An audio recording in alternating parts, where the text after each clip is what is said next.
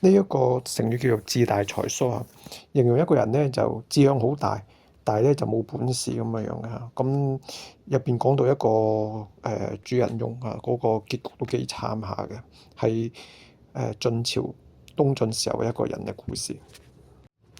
咁喺西晉期間咧，我哋知道就《三國演義》最後一章就係三家歸晉啊嘛。咁魏、蜀、吳三家都係變成晉朝啦咁樣樣。咁但係晉朝就因為晉朝有西晉同東晉嘅，西晉就係喺洛陽嗰度咧見到。咁但係咧因為西晉咧出咗一個壞人一個叫賈南風嘅皇后啊，咁就搞到咧司馬氏互相殘殺，最後咧就司馬氏咧就亡咗。咁喺佢未亡之前咧，就司馬氏咧就晉文帝咧就快亡噶啦。咁佢嗰時咧就派咗一個叫司馬睿嘅人去主導江南，去咗建康嗰度，建康就係而家嘅南京啦。咁當時就司馬睿咧就叫做琅琊王。呢個字咧有啲地方讀耶，有啲地方讀牙。咁其實正讀應該讀耶嘅，不過咧就因為而家都冇乜所謂啦。咁因為約定俗成，咁大家有時都叫讀琅琊咁樣嘅。咁就呢個司馬睿咧後尾咧就變成係東晉嘅開國皇帝嘅。咁但係而家佢都仲未做皇帝嘅。咁你而家咧就西晉嗰個皇帝晉文帝咧就派咗佢去南京嗰度主政。嗱，咁跟住咧就呢個成語嘅主人翁出場啦。佢咧就叫周蟻啊，呢個字就好少出現嘅嚇。咁咧就佢就字伯仁，伯仁咧就我哋知道中國人就係伯就係第一咁嘅意思啦，排第一，即兄弟姊妹之間去排第一咁叫，所以好多人都要個伯字咁樣啦。咁咧就佢周蟻咧就去到而家嘅九江嗰一帶，嗰時叫沉水城。就俾啲嗰時咧，就因為可能食飯啊，即係好多人有兵變啦，咁就俾啲人咧就圍住，俾嗰啲啲農民兵圍住。最後咧就好彩咧，一個叫做陶侃嘅人咧嚟救咗佢，咁得嚟出咗嚟。周蟻咧就投靠一個叫王敦嘅人，咁王敦咧就係黃島嘅族兄。黃道咧就係當時喺呢個嘅司馬睿琅琊王司馬睿建康嗰度咧就係一個大官嚟嘅嚇。咁就王氏咧就係當時咧喺晉朝嘅時候咧就名門大族咧就好犀利嘅，嗰個勢力又好大嘅。咁包括琅琊嘅王氏啦，同埋嗰個譬如陳郡為首嘅謝氏啦。我哋都知道有首詩嚇叫做舊時王謝堂前燕，飛入尋常百姓家。咁佢哋呢啲氏族咧係當時咧喺嗰個朝廷入邊咧就輪住嚟做官嘅，唔係姓王嘅就姓謝。如果唔係姓咁王謝係最犀利噶啦。咁仲就當然亦都有潁川嘅虞氏啊、太原嘅王氏啊咁樣。咁但係呢個係琅琊王氏。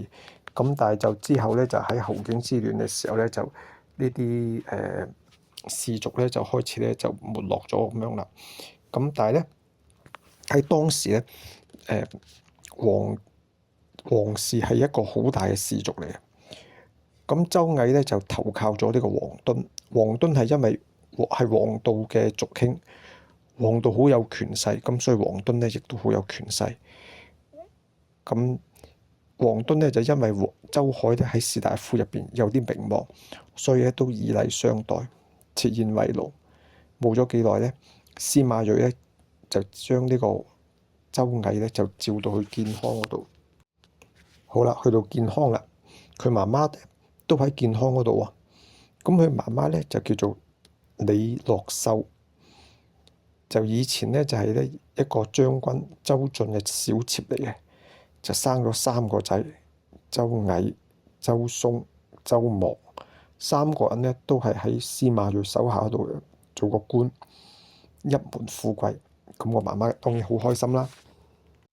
好啦，呢一年冬至，周蟻個媽媽咧就按照風俗就祭祀啲祖先，斟咗3杯酒俾3個仔講：唉，道光以後，道光咧就知咩意思咧？因為咧南京咧就係同北方咧就以長江嚟分隔嘅。咁當時咧中國嘅重心就係喺北方，所以咧就通常咧就嚟到南方咧就叫道光嘅。佢話道光以後咧，我一路咧都好擔心生計嘅。唉，估唔到周家真係有福啊！出咗3個仔，都朝廷咧都以為忠臣嗱，咁重用你哋。唉，我哋真係周家真係欣慰啦。點知咧，周松咧飲完酒，周松係第2個仔嚟嘅，就跪喺個地下度喊：阿媽媽，唔係好似樣樣都你諗得咁順利㗎。阿百人為人，百人咧就係呢個主角周毅啦。百人為人呢，志大才短。佢呢個講係志大才短，但成係志大才疏啦。後世咧都會有時用志大才短嘅嚇。佢話百人志大才短，名重色暗嚇。名重色暗，即係話咧名氣就好響啊，但係見識咧就好差嘅。唉，恐怕難以自存。難以自存嘅意思，即係話好可能咧就唔可以，即係正常咁樣死亡。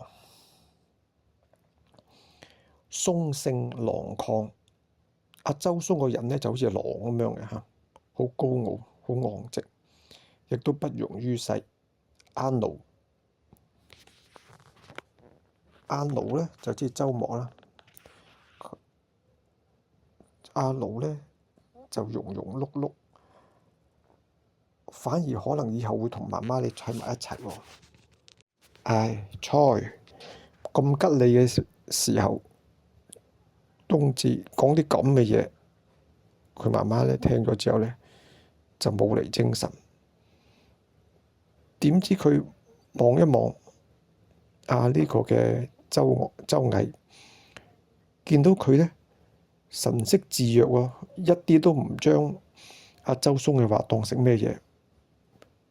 咁佢覺得你都係都未必啱嘅，咁所以咧佢亦都冇將呢樣嘢咧當喺心上邊。到咗公元316年，北方咧阿劉耀咧就攻佔咗長安。呢個人咧佢其實咧就係一個漢化嘅匈奴人嚟嘅，不過咧佢咧就點解改姓劉咧？因為咧佢自己覺得晉朝就亡咗呢一個嘅三家歸晉啦，亡咗蜀漢啊嘛。但係佢覺得咧漢朝係正統嘅，所以佢自己改咗個名姓劉嚇。但係佢係匈奴人嚟嘅。佢攻佔咗長安之後咧，就俘獲咗晉文帝。我啱啱講話西晉個國都喺洛陽啊，唔啱嚇，原來喺長安嘅嚇。咁西晉滅亡啦。咁第2年，司馬睿咧就喺建康嗰度啊，就俾群臣擁戴即位，就東晉啊，號稱係晉元帝。佢咧就晉升咗呢個王導啊、王敦啊、周毅啊呢啲人嘅官職。咁過咗幾年，周毅咧又升咗官喎，今次就升到尚書左僕射。點知佢咧就中意飲酒，成日飲到咧唔識醒，啲人咧就叫佢3日僕射嚇。咁呢一樣咧，因為太中意飲酒咧，都影響咗佢嘅聲望嘅。喺公元322年嘅時候咧，王導嘅族兄王敦啊，王敦都係大將軍嚟㗎嚇。咁咧佢就不滿呢一個，佢又唔滿意司馬睿壓抑皇室嘅勢力，起兵反叛朝廷。咁點解佢唔滿意朝廷？朝廷又唔滿意佢咧？我啱啱都講過啦，因為咧喺晉朝嘅時候咧，士大夫嘅勢力、士族嘅勢力係好大嘅。咁皇帝咧就唔想自己咧好似個囚犯咁樣樣，俾呢啲人咧控制住。咁所以佢想壓抑佢哋。咁結果咧，王敦咧就起兵作反啦。咁呢個時候咧，朝廷咧就有人主張，因為皇室好大嘅家族嚟嘛，就不如殺晒所有姓王嘅人咯。然之後咧，喺建康任職嘅王導係王敦嘅族兄弟啊，啱啱講過啦。咁王敦造反，但係王導就冇嘅。咁佢都驚咧，會唔會話司馬氏皇帝會殺晒佢哋姓王嘅人啊。雖然佢同佢冇關啊，雖然佢同嗰個王敦嘅造反冇關，咁所以王導咧就特地入宮嗰度請罪啦。去到宮門口見到阿周毅，就上前打個招呼：喂，幫下手啊！喺皇帝面前講幾句好話。點知周毅呢，一聲都唔聲喎，一句話都唔講，入咗宮嗰度就拜見阿晉元帝司馬睿。咁阿周毅呢個人呢，唔知點解咁樣喎，佢對住王導呢就好冷漠，粒聲唔出。但係呢，喺背後呢，佢就係咁講王導好好喎，王導好忠誠㗎，忠臣一個嚟㗎，朝廷寬赦佢啊，冇殺佢啊。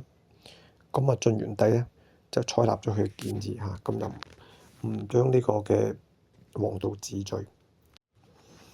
咁啊，晉元帝知道周毅中意飲酒，接設宴招呼佢咧。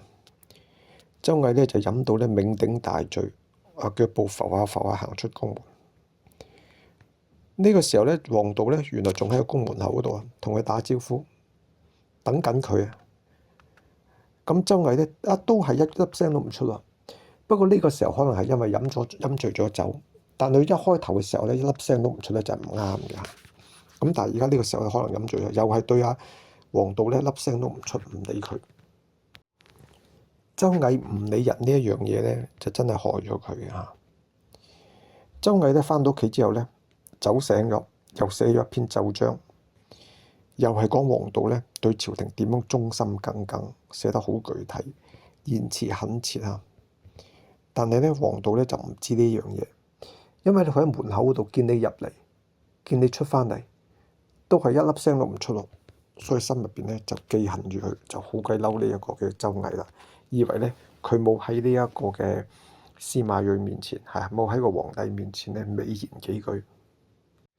咁繼續講返王敦啦，王敦呢就起叛軍啦，咁啊一路呢殺到落呢一個嘅東晉嗰度，逼近呢一個嘅建康咯。晉元帝就驚啦，就即刻命令大臣呢兵分三路，其中有一路呢係周毅指揮嘅。點知呢打起上嚟，哎呀，三路進軍都俾王敦嘅部隊呢殺到大敗。咁啊冇辦法啦，晉元帝就無計可施，就派咗啲大臣去到一個叫石頭山嘅地方，就係而家南京嘅清涼山嗰度見王敦啦。就話喂，點啊？大家不如咁啊，你唔好繼續起兵啦，睇下有啲咩嘢大家傾妥佢啦。咁王敦呢個時候見翻阿周毅就好唔高興啦。嗱，白人你對我唔住，周毅嗰個字叫做白人啊嘛嚇。咁你講佢對佢唔住咧，就係指佢當時咧，阿周毅咪曾經我呢個故仔一開頭嘅時候咪曾經好落魄嘅嚇。咁佢嗰時咧就投靠呢一個嘅王敦。佢日就估唔到啊！周毅，你估唔到你居然而家帶兵嚟同我對抗。周毅嘅回答呢，其實呢都幾得體統嘅。佢就話呢，公領兵犯上，公呢係對呢一個嘅王敦嘅稱呼啦，一個尊稱。公領兵犯上，下官親率六軍，下官之話佢自己啦嚇，係我冇用，打輸咗仗，所以就對唔住，以此負公嚇，對唔住你咁樣啫。咁其實佢咧身為一個晉朝嘅大臣，佢嘅回答係幾得體嘅。但係王敦呢個時候，因為佢打勝咗仗啊嘛，係嘛？咁啊睇你咁樣頂撞我，就越嚟越嬲啦。咁就幾日之後，咁啊大家傾妥咗啦，王敦就唔再起兵，晉元帝咧就封王敦做丞相。丞相好大㗎啦，咩到朝廷嘅事都係佢管。咁王敦呢主政咗朝政之後呢，就好嬲呢一個周毅，因為佢當時頂撞過佢嘛。不過呢，佢就係內心嬲佢啫，表面上呢，仲係打算呢封呢個周毅係一個大官啊，司徒啊，我哋嘅三司啊，司徒、司空、司馬。咁呢度咧就三司佢講成係太尉嚇，其實咧都有啲講係三司就係司馬嘅嚇，司徒、司空、司馬。我哋而家知道有人係姓呢啲噶嘛，有人姓司徒、司馬、司空。咁其實點佢哋嘅祖先咧，其實都係啲官嚟噶，咁所以佢哋呢啲人咧係有啲係好叻嘅。好啦，咁黃敦咧心入邊咧就好嬲呢個周毅，佢又想請求黃道嘅意見。咁黃道咧就冇出聲喎。黃道點解冇出聲咧？就因為佢當時就記住呢一個嘅周毅喺朝廷門口，叫佢美言幾句，幫皇帝講幾句好話，喺皇帝面前幫佢講幾句好話。咁嗰時黃敦冇出聲，所以咧就佢咧就以為咧，唔係講錯咗。當時周毅冇出聲，咁所以咧黃道咧就以為佢冇幫佢講嘢。咁而家咧黃敦咧又問封唔封佢官啊？黃道又唔出聲。咁然之後黃敦咧就見你黃道一路都唔出聲，就不如殺咗佢哋啦咁樣。咁黃道都係唔出聲喎。最後咧黃敦咧就以為咧佢唔出聲就默認咗啦。咁最後咧就派人捉咗周毅。周毅俾人捉咗嘅時候咧就經過太廟。太廟咧就係指皇帝嘅祠堂嚇。我哋而家咧喺新界嗰帶咧都仲有啲祠堂啊嘛嚇，咁啊祖先祭拜祖先啊，咁佢就司馬氏嘅太廟啦。咁周毅咧俾人捉咗之後咧，就押去了殺頭啦。一路殺頭嘅時候咧，就一路大叫：賊臣黃敦，傾覆社稷，枉殺忠臣，凌掠百姓。天若有靈，又應該快快殺咗佢。咁啲士兵咧就唔俾佢講，攞擊嚟打佢個嘴，打到佢滿嘴都係血，佢都係神色不變嚇。咁最後咧，周毅咧就喺石頭南門咧就俾人殺咗。咁咧就周毅死咗之後咧，黃道咧有一次清理檔案嘅時候，無意中發現，哎呀，原來周毅以前寫過一篇奏章係力保佢忠誠㗎，講過好多好話㗎。佢一路睇一路流眼淚，好後悔當時咧就冇勸黃敦冇殺周毅。嘆道：我雖不殺百人，百人因我而死。呢個係另外一個成語嚟㗎。咁所以周毅嗰時點解唔講嘢咧？係真係最後害咗自己條性命。咁周毅過咗冇幾耐之後咧，黃敦知道咧周毅個細佬周嵩咧就好唔中意佢，結果咧就黃敦咧就求其攞條罪名誣告佢，就殺埋佢。周氏三兄弟得返周穆係可以以保天年嘅嚇，唔使話死於非命。最後咧就喺度可以送佢媽媽歸天咁樣。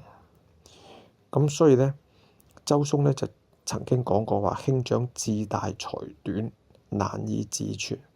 自己咧就生性狼亢，不容於世。咁佢都講得好啱嘅嚇，都算係有自知之明嘅嚇。